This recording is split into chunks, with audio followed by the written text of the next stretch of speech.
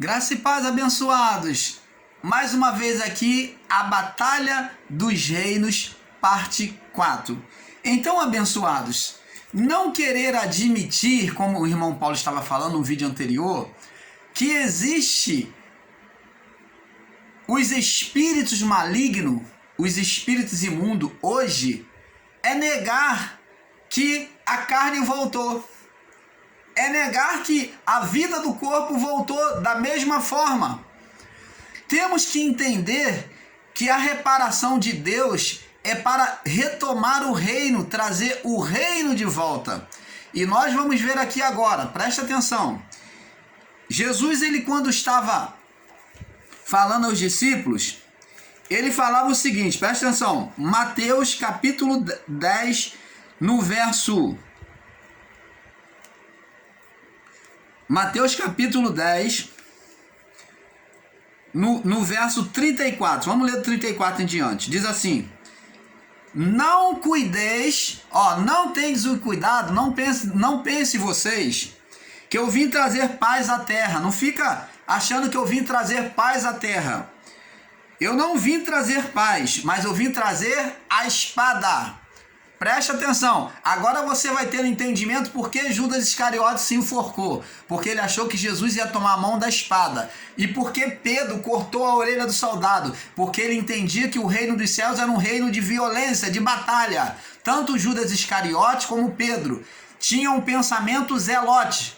Então eles achavam que era na base da espada. Por essa palavra e pela palavra do profecia do profeta Isaías, com entendimento literal, ele julgou que com isso Jesus ia tomar a mão da espada. Jesus falou: eu não vim trazer paz à terra, não vim trazer paz, mas a espada, porque eu vim pôr em dissensão o homem contra seu pai. Olha só o entendimento que vai dar Pedro, hein? Por que Pedro lança a mão na espada? Porque que Judas Iscariote espera que Jesus venha fazer descer fogo do céu, venha tomar a mão da espada e matar os inimigos. Porque eu vim pôr em dissensão um homem contra seu pai. Olha só, se a pessoa entender isso no sentido literal, vai botar Jesus como aquele que veio fazer inimigo. Porque eu vim pôr em dissensão o homem contra seu pai, verso 35.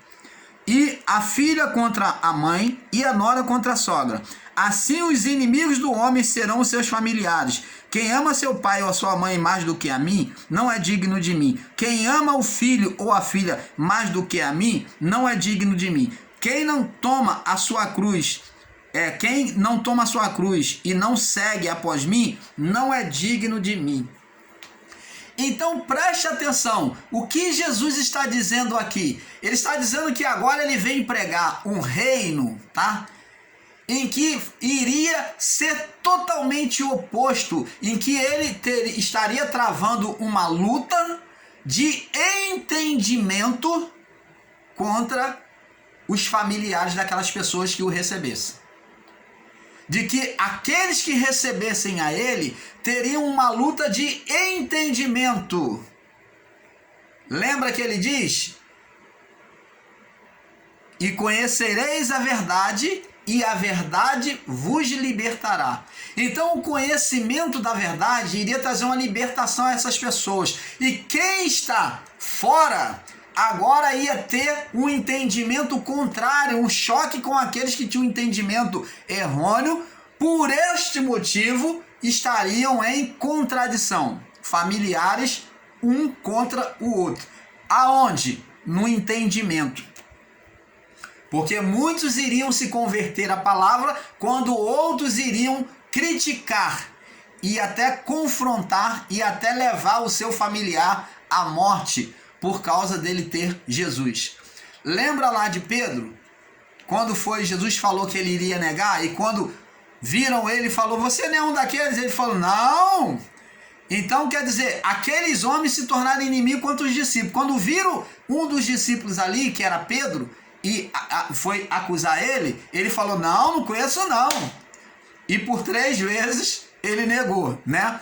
Então é este fato, abençoado. Vamos ver aqui. Olha só, como já existia o reino da carne, o reino de Satanás. Agora vamos aqui ainda em Mateus capítulo 11, no verso 11 diz assim: eis que vos digo que entre os de mulher tem nascido, não apareceu alguém maior do que João Batista, mas aquele que é menor no reino dos céus, vê que ele está falando de um reino, ó, aquele que é menor no reino dos céus é maior do que ele. Aí no verso 12, observa o que diz no verso 12: e desde os dias de João Batista até agora se faz violência ao reino dos céus, e pela força se apoderam dele. Então, vê que aquilo que Jesus falou aqui, dessa luta, esta batalha, esta oposição de reinos, de entendimento, esta luta já aconteceu a partir de João Batista. João Batista já pagava um preço, ele pagou o preço com a sua própria vida, ele já lutava, ele era escorraçado pelos fariseus. Então João Batista já pagava um preço muito alto até ser levado à morte. Por isso que ele disse: desde os dias de João Batista até agora se faz violência ao reino de Deus. Para entrar no reino de Deus, para receber o reino de Deus, tinha que pagar um preço. E pela força se apoderam dele. Então João Batista se apoderou do reino de Deus pela força, pela insistência em permanecer na verdade do Pai. Você está entendendo, amados?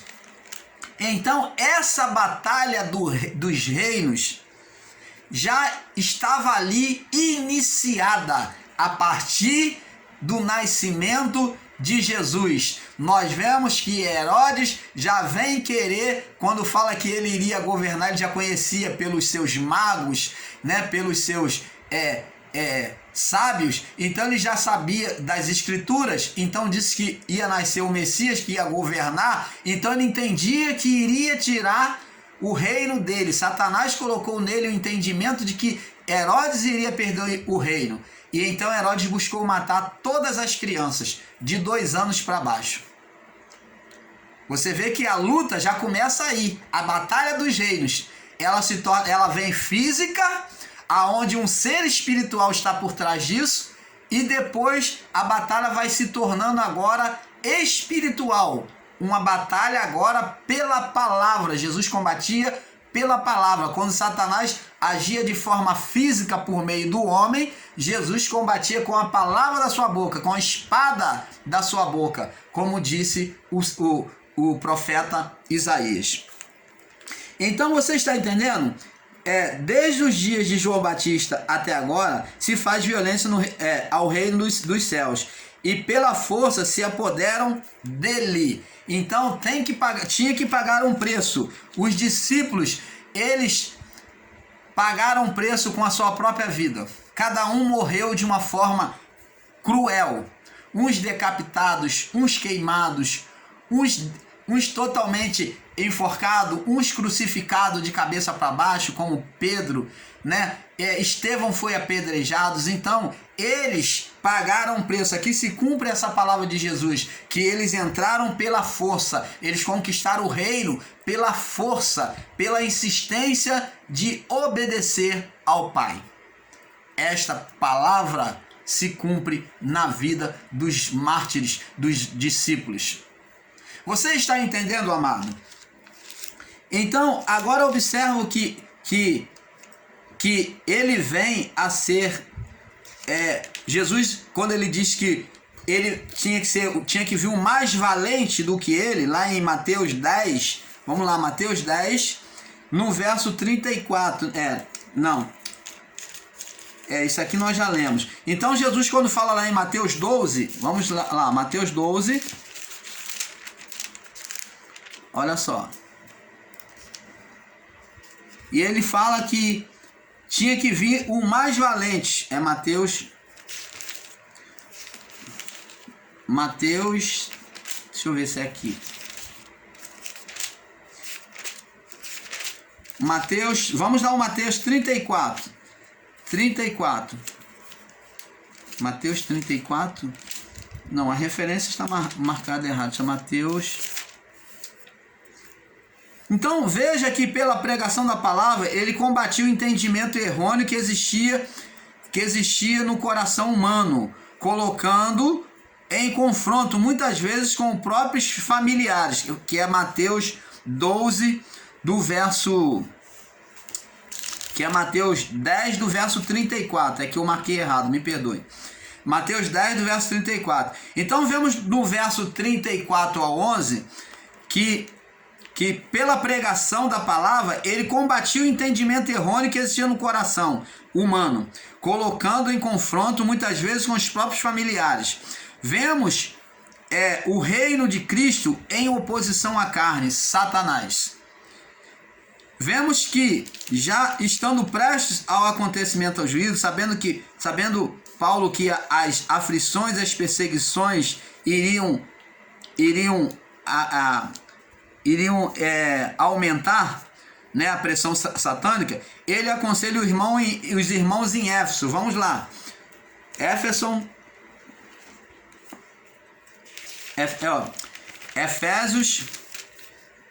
Efésios, perdoa o irmão Paulo, tá? Que às vezes dá um pane na mente, tá? Efésios capítulo 6, no verso 13. É muita leitura. Efésios capítulo 6, verso 13. Olha o que Paulo diz. Portanto, olha só, sobre o acontecimento futuro que iria acontecer. Portanto, tomai toda a armadura de Deus para que possais resistir o dia mau. Qual é o dia mau? O dia mau é o dia da tribulação. O dia do juízo que estava prestes a vir. Então os acontecimentos antes do juízo seria o dia mau, aonde Satanás ele seria solto, tá? Satanás seria solto e ele então iria buscar destruir, né? Destruir. Satanás, o anticristo, seria solto. Ele diz aqui: e havendo feito tudo, ficardes firme. Estai, pois, cingidos. Agora Paulo fala de uma vestimenta espiritual. Ele usa coisas físicas para falar que teria que estar revestido espiritualmente. Ele diz aqui: estai, pois, tendo cingidos os vossos lombos com a verdade. Então, o cinto cingido, o cinto tinha que ser a verdade. O cinto, o que cingia o lombo, com a verdade. Vestido, a vestimenta era a couraça da justiça, tinha que estar debaixo da palavra. Calçado os pés com a preparação do evangelho da paz, o prazer, né, em caminhar, a caminhada do dia a dia tinha que ser em propagar o evangelho de Cristo. É isso que Paulo está dizendo. Tomando sobretudo o escudo da fé. Ele fala, olha, a fé é que tem que estar na dianteira de vocês. Em tudo, vocês têm que estar firme na fé da palavra. Tem que estar firme nas palavras, nas promessas do Pai. Vocês têm que se manter firme. Tomando sobretudo o escudo da fé, com o qual, você está atento à palavra, fundamentado na palavra, com o qual vocês podem apagar os dardos inflamados do maligno. Então, quem é esse maligno?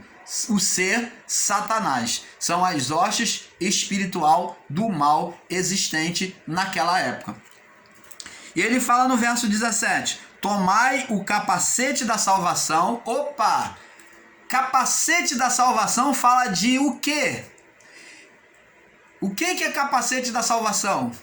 É consciência da salvação, é a esperança de ser salvo, é o capacete, fala de mente, de entendimento, de que você é uma pessoa salva. Tomar o capacete da salvação e a espada do Espírito, que é a palavra de Deus, a espada do Espírito. Você está vendo que O Espírito é comparado com uma espada, como a vara de Deus. A vara é representada também pela palavra. O Espírito representa a palavra. Jesus disse, as minhas palavras são Espírito e verdade. Então, temos que ter esse perfeito entendimento, amados. Orando em todo o tempo, com toda oração e súplica. Existe irmãos que diz que não precisa orar em graça. Isto não é verdade.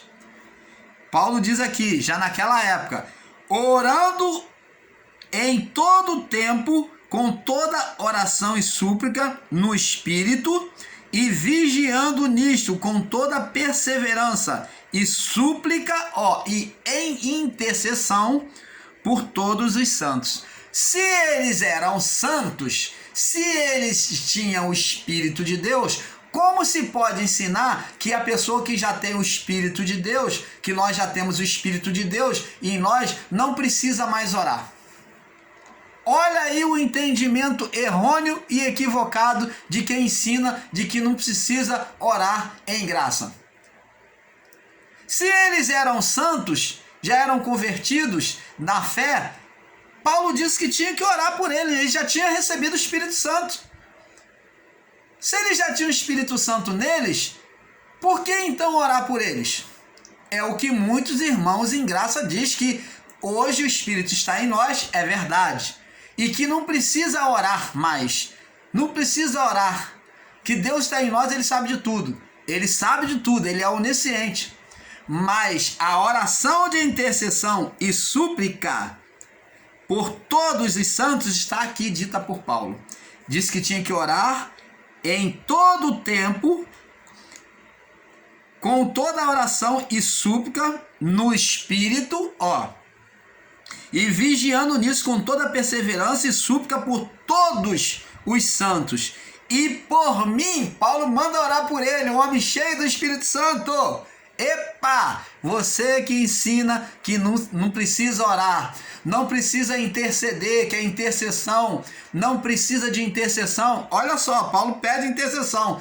E por mim, para que me seja dado, no abrir da minha boca, a palavra de confiança, para fazer notório o ministério do Evangelho. Paulo queria oração apenas para Deus conceder sabedoria a ele. E como é que uma pessoa pode ensinar e dizer que não precisa se orar em graça? Que não precisa de intercessão, não existe intercessão em graça? Está aqui, Efésios 6, 17, 18 e 19. E diz aqui, pelo qual eu sou embaixador, embaixador, mediador, em cadeias, para que possa falar dele livremente como me convém falar. Você está entendendo, amados? Então, abençoados, por aqui nós terminamos este estudo, da Batalha dos Reinos, e eu creio que o entendimento tem sido completo em cada um de vocês. Agora, a decisão da verdade vem do coração de cada um de nós, tá bom?